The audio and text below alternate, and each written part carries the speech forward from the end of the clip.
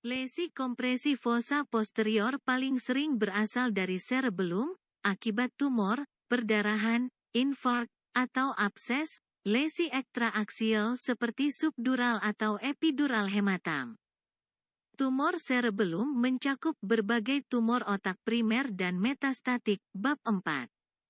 Serta juvenile pilositik astrositomas dan medulloblastoma pada anak-anak dan hemangioblastoma pada pasien dengan sindrom von Hippel-Lindau.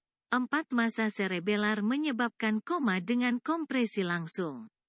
Batang otak, yang juga dapat menyebabkan batang otak mengalami herniasi ke atas melalui tentorial notch. Saat pasien kehilangan kesadaran, terdapat pola disfungsi tingkat pontin, dengan pupil reaktif kecil. Gangguan respons vestibulo-okular, yang mungkin asimetris, dan respons motorik deserebrasi. 5 Karena dasar pons terjauh dari cerebellum, tanda-tanda motorik, misalnya jari kaki ke atas, biasanya merupakan temuan yang paling akhir dan memberi kesan massa batang otak intrinsik.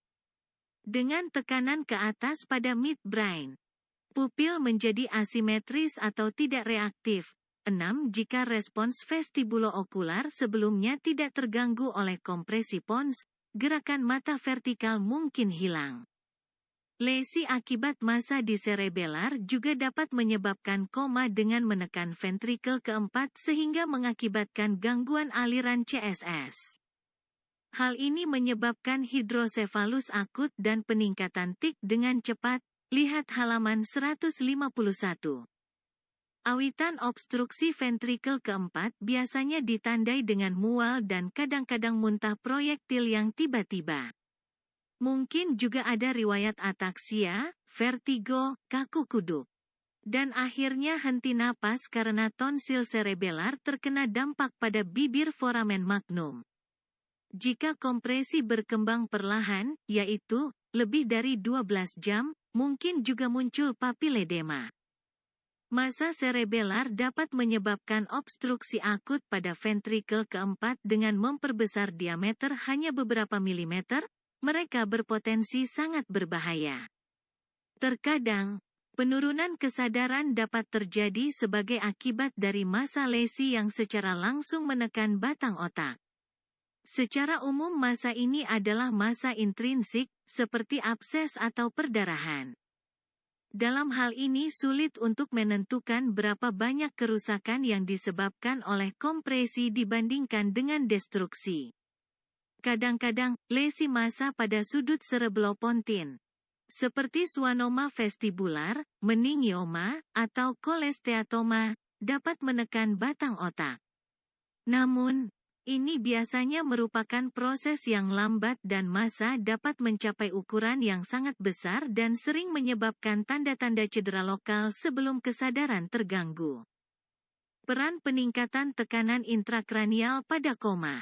Poin kunci dan sering disalahartikan adalah peningkatan tik dapat ditahan dengan sangat baik oleh otak selama mereka berkembang relatif lambat.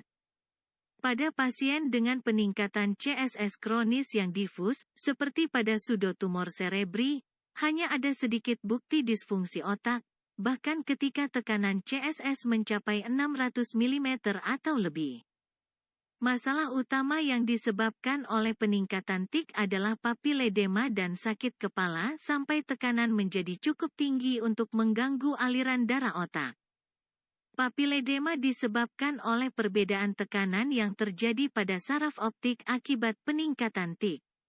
Sel ganglion retina di dalam mata rentan terkena tekanan intraokular.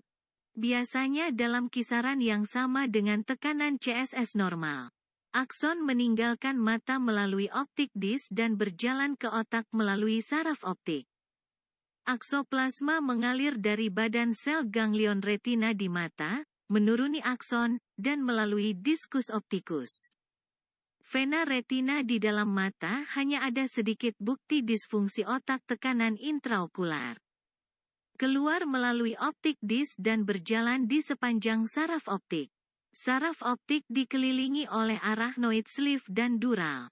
CSS yang berhubungan dengan CSS di ruang subarachnoid di sekitar otak, 7,8 diskus optik itu sendiri terdiri dari jaringan fibrosa padat yang membentuk cribriform, dari Latin untuk sieve plate yang berfungsi sebagai pengatur tekanan.